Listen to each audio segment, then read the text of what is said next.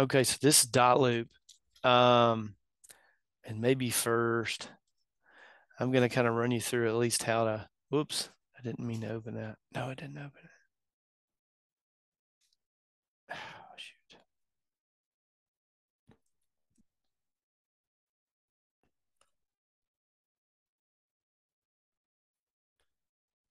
Eldridge. I'm going to go ahead and archive this one. Um, so I'm going to go ahead and give you an idea of how you create a loop because I'll have you do a lot of this stuff where I'll have a listing or sale that comes up and I'll need you to sort of get the get the loop started and get the documents started, and then I come back in and we'll sort of edit what you've done and make it all right. So on this one, we're going to use. You're probably always going to want to go to taxes and get the tax record stuff before you before you get in here. Um, but so we're going to make a future loop.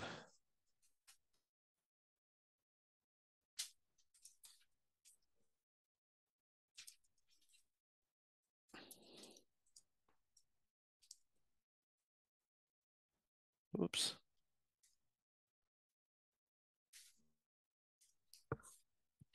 So we're going to make a future loop for this one. This is one we're remodeling right now and we'll put on the market in the near future.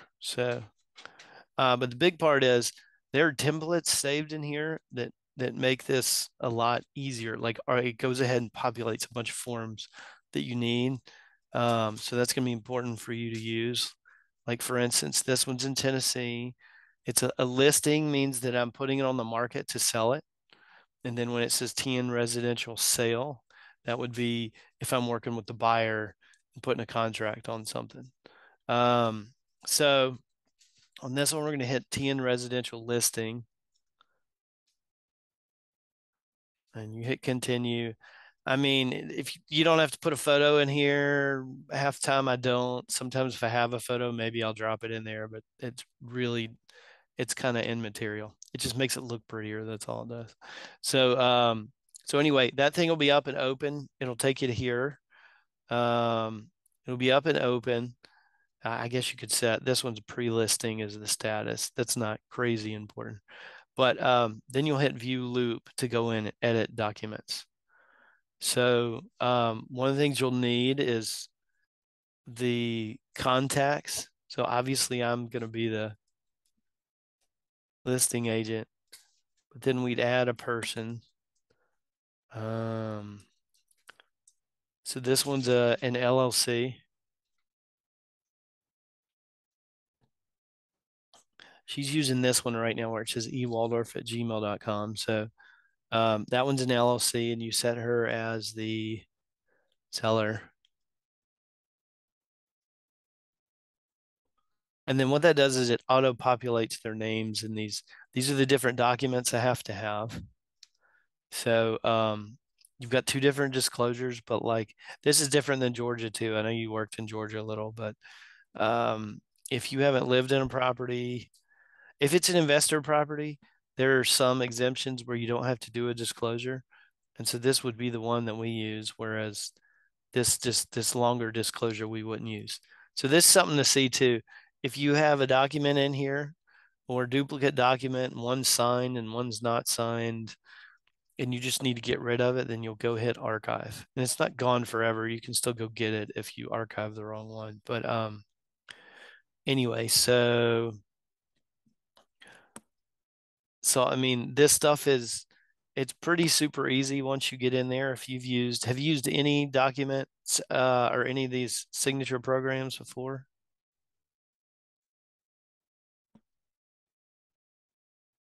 Rianne, can you hear me?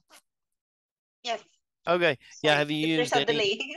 yeah, have you used any document like an electronic signature program before? Yes, I've used Hello Sign, PandaDoc, and what's the other one? Forgot. But usually it's gonna be for PDF file, or if it's document uh that needs a signature from both parties. Yeah. Mm-hmm. Um, yeah. So I mean, this is sort of similar. It's sometimes you'll. So if I'm on the buying end, then yeah, I'm probably going to be loading in some PDFs that they've already signed, like certain disclosures, say the seller's already signed. But this is we're on the selling end, or sometimes if we're creating a new form where the seller signs first and then the buyer, So it pretty much it pretty much does the same thing. So it's a similar concept where it's gonna fill all this stuff in kind of for us. Um, Oh, yes. That's and so in this case, some of the stuff you wouldn't know, but I'm just doing this as an example. Um, lived in the property for 5 years.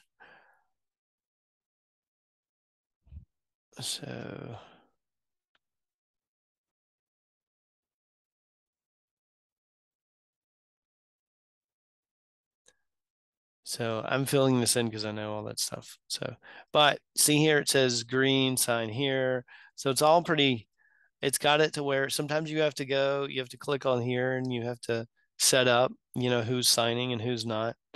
I guess it's not giving her an option because she's already there. So, and then you'll just hit save and share. I'm not actually going to share this because we're not going to do it right now.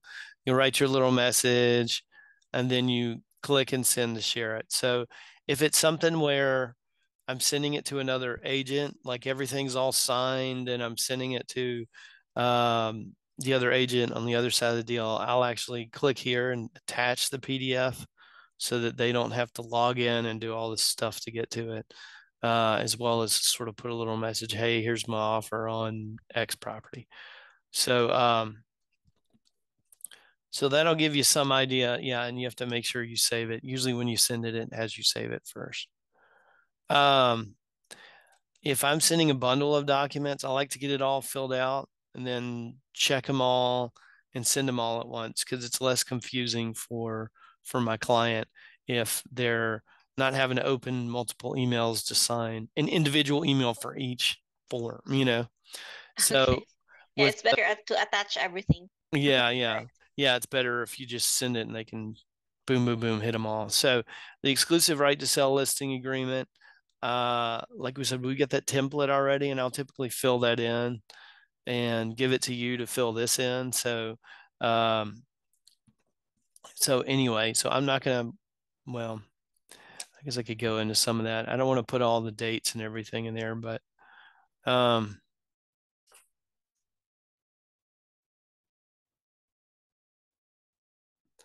and a lot of this stuff when you first pull it up, I think is that one four, now it's 2.5, 3.5. I'm cutting her a special deal, so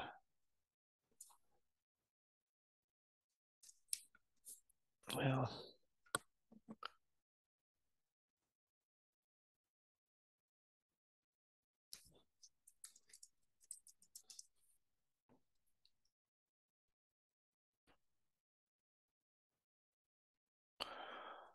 yeah. So like some of the stuff, I don't even know what it's going to be yet. So property includes is like refrigerator, stove, all that kind of stuff.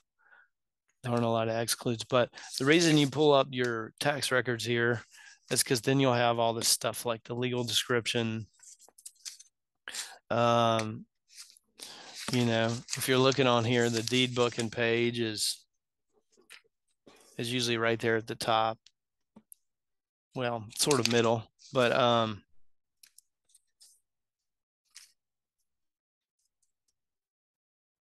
no, that's the book, not the page.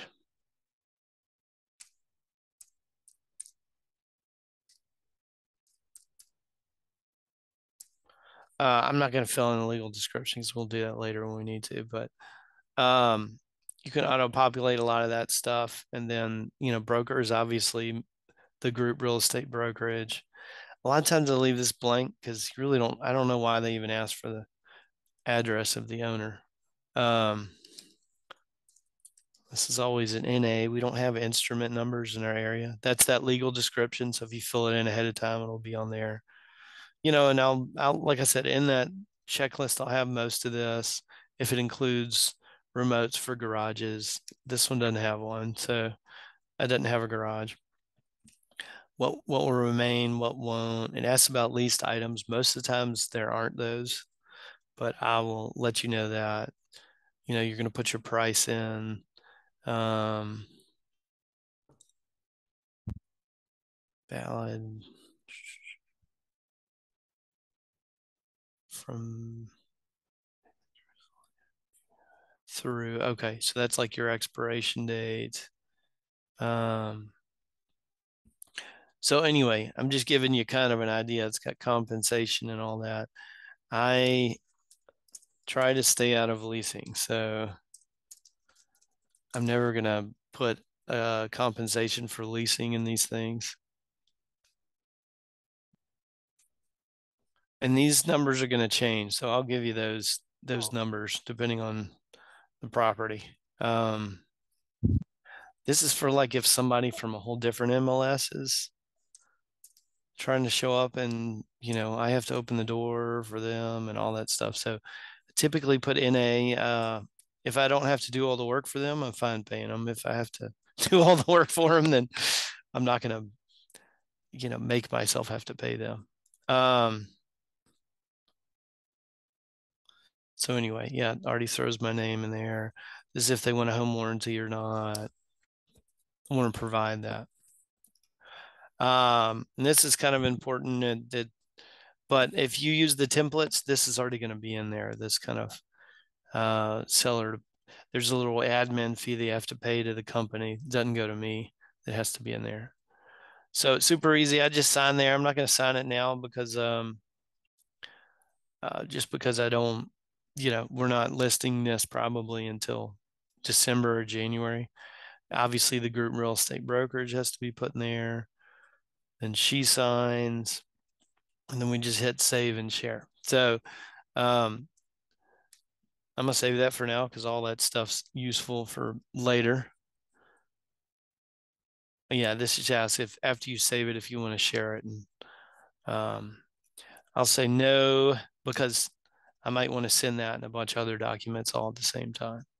So like if I wanted to send all of these together, hit share and send all that out and put your little comments of please sign and everything.